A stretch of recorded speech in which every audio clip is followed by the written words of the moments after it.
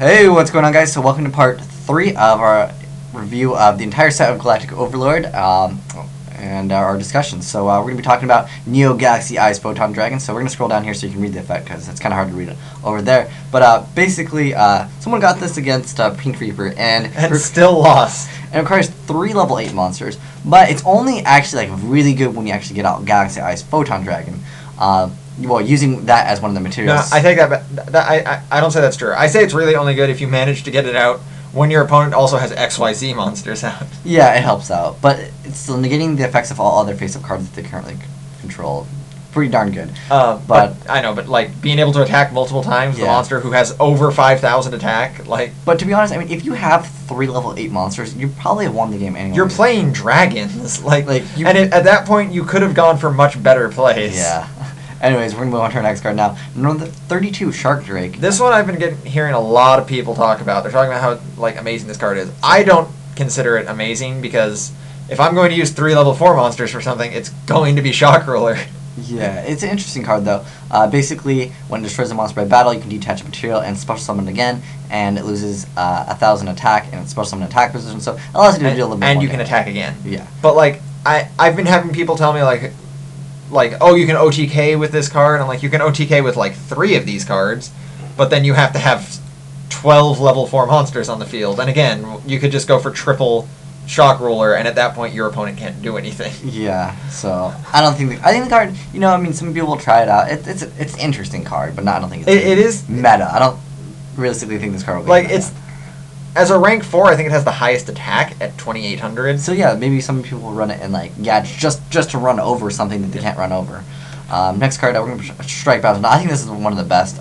It's so hard to make. It's a little bit hard to make at the moment, but there's more and more support for Exceed, so maybe people will get this out a lot easier. So it's a light, and I did already talk about this card, but once per turn during either player's turn when an effect is activated on your opponent's side of the field, you can detach an XYZ from this card, negate the effect, and if you do, inflict 1,000 damage to your opponent. So the only real negative I see to that is that you can only do it once per turn. So I guess if they try and super sack you by going JD, okay, no, another JD, they actually can't do that. Yeah, but the thing is, if you had 3,000, it'd be just a little bit better because you can run this over with a lot of the big problem cards. I know. You can just run this over and then be like, okay, it's cool. Now I'll activate this effect main phase 2.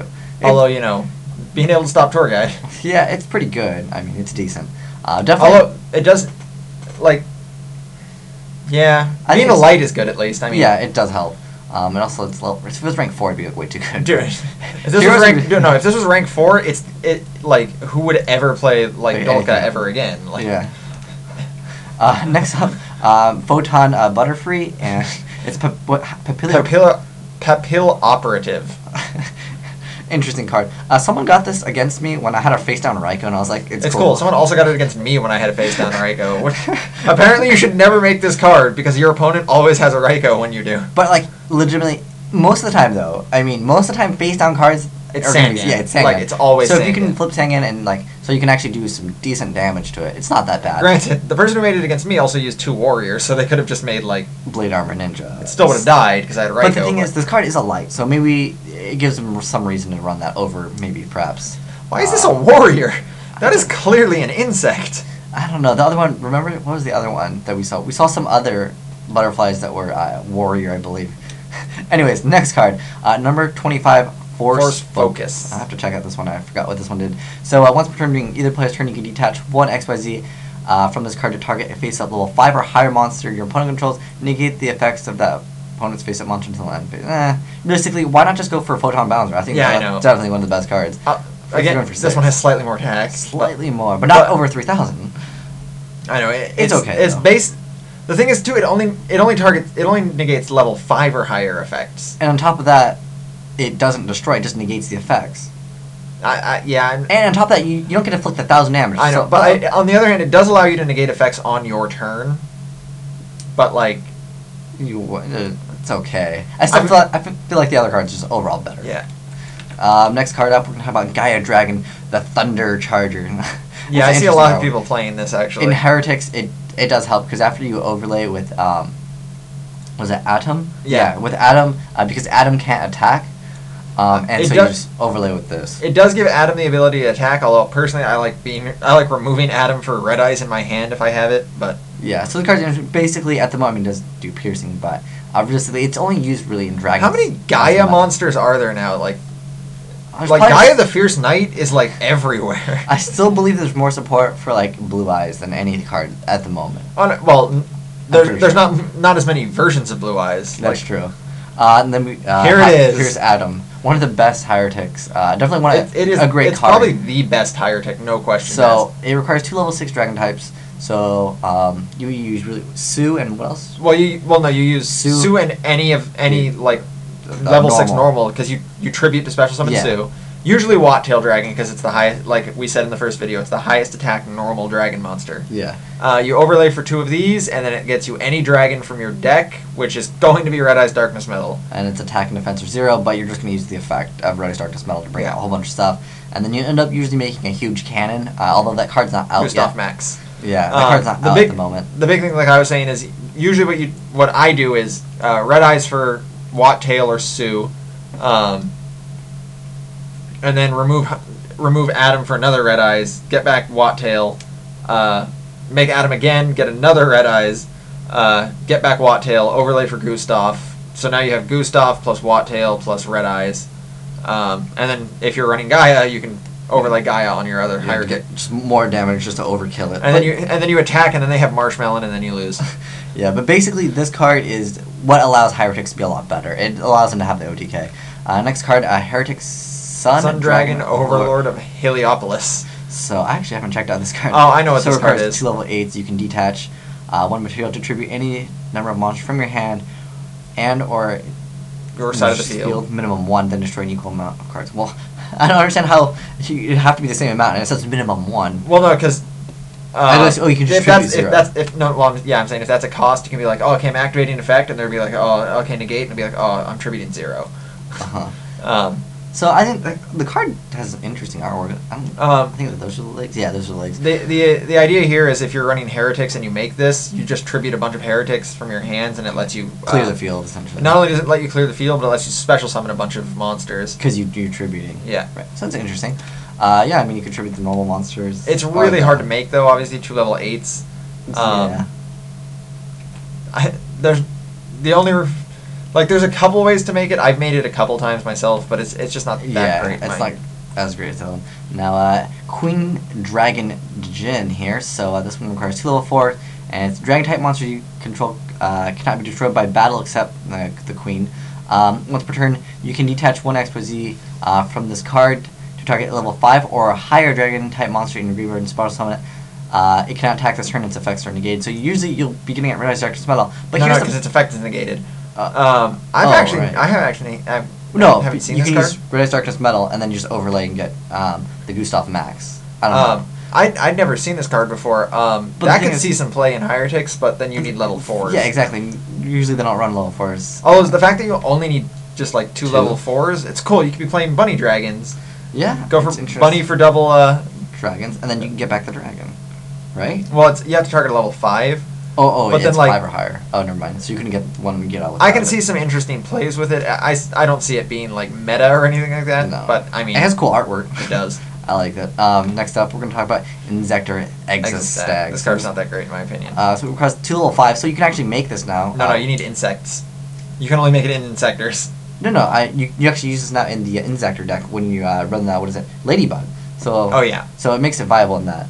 So once per turn, you can detach 1 material to target 1 monster your opponent controls in their graveyard and equip it to this card. It gains attack and defense equal to half the original attack and defense of the monsters equipped. So unless they have something like, even if they have something with 3,000 attack, this thing's attack only becomes 2,300. It's not that great. Yeah, I would definitely rather make Adrius or Tyrus any day. I mean, if you can somehow make this card survive for the next turn and get another card, that's not too bad. Can't you still equip the Inzektors? Because he's an Inzektor. He doesn't. No, he doesn't have the effect. He doesn't have that effect. But you can equip Gigamantis. That's the only thing you can equip. Yeah, I don't think the card's good. Yeah, it's not that good. I'd rather make Adrius or Tyrus all day. Bound 1. So this is actually for the Book of Spells. Yeah, which actually I don't think everything's out for this archetype yet. So at the moment, I mean it's okay. I mean you can equip you can only equip to a spellcaster. But read the whole effect. Like let's be honest. Okay. So its attack gains attack equal to the level times 100, and if the equipped monster is destroyed by your opponent's card.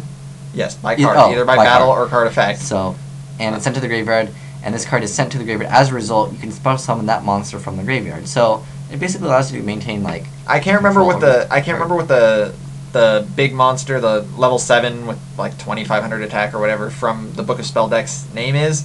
But the idea is obviously you just equip it to that. It becomes like 3000 attack, and if it ever gets destroyed, it just special summons itself right back. Yeah. And so yeah, this whole archetype isn't out yet, so we'll have to cover that in the next set.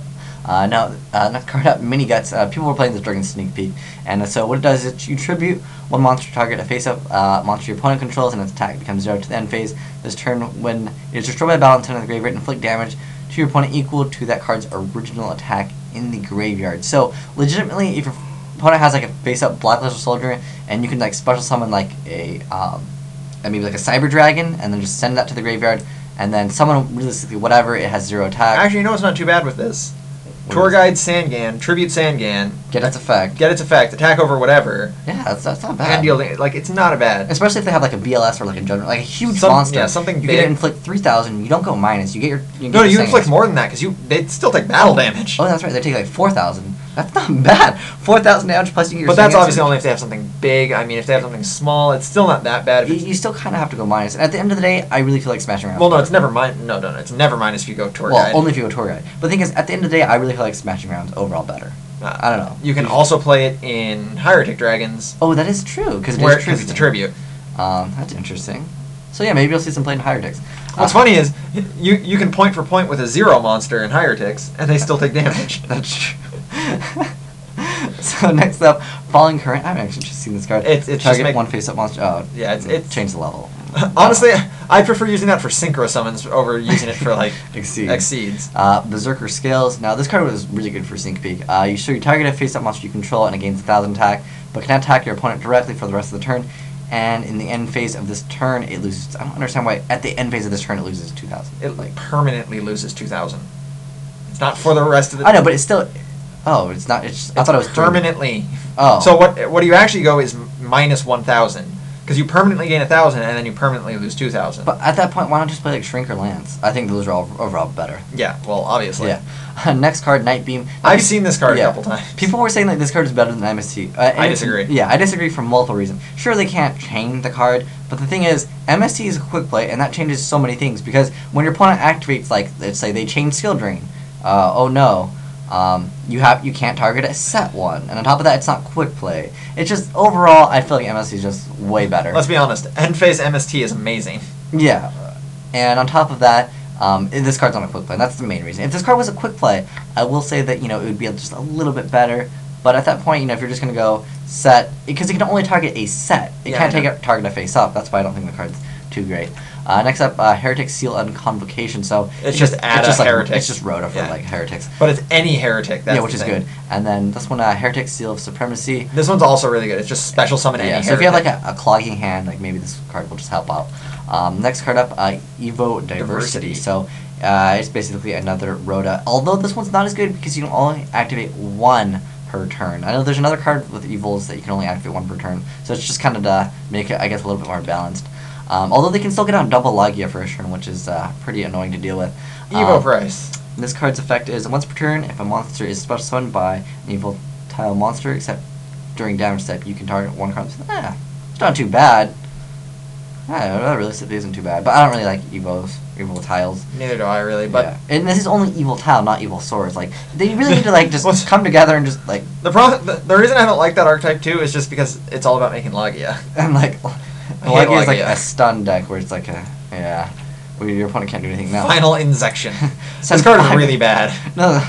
This card's awesome though. Look at the artwork. I wish it should be like secret rare. Like why not? And this card is send 5 face-up Inzektor cards you control to the graveyard and destroy all cards. So it's like a what's that? Ojama Delta Hurricane. Although you have if you have 5 face-up Inzektors, how have you not won the game? Well, technically, that's also Inzektor swords. That's monsters that are equipped. But realistically, again, I think that at that point you should have won the game. No, because here's what you can do. You can go Inzektor Dragonfly, pop one with Hornet, get Centipede, equip Hornet, equip Gigamantis as well, because you also had that in your hand. That's 4. And then you equip Inzektor Sword, and that's 5. And then you blow up the entire field. Yeah. Because why not? It's really not that good. No, this card's not good. If you only had to control 5 and it blew up the field, you'd be like, okay, but you have to send those Inzektors too. It should be a cost too. No, here's what you do. You equip 3 Inzektor Swords to Dragonfly, and then you send those, and you get all of their effects. You get Dragonfly's effect. Well, you actually only get Dragonfly's effect once. Because all 3 are being sent at the same time. But the thing is, you get to add the cards, but you can't do anything like. I know, I guess if you could ever get that off, since your opponent can't summon Gores or anything, that's pretty good. To activate during that turn, but I don't think it's good. But anyways, no, that's definitely not good. Thanks for checking this out, guys. This has been Asian Eyes White Dragon Pinkreaper reviewing Galactic Overlord. Signing out of this part of the video. Wait. What? I like the phonetic for the Japanese phonetic for this card's name. Finaru Insection. It's too good.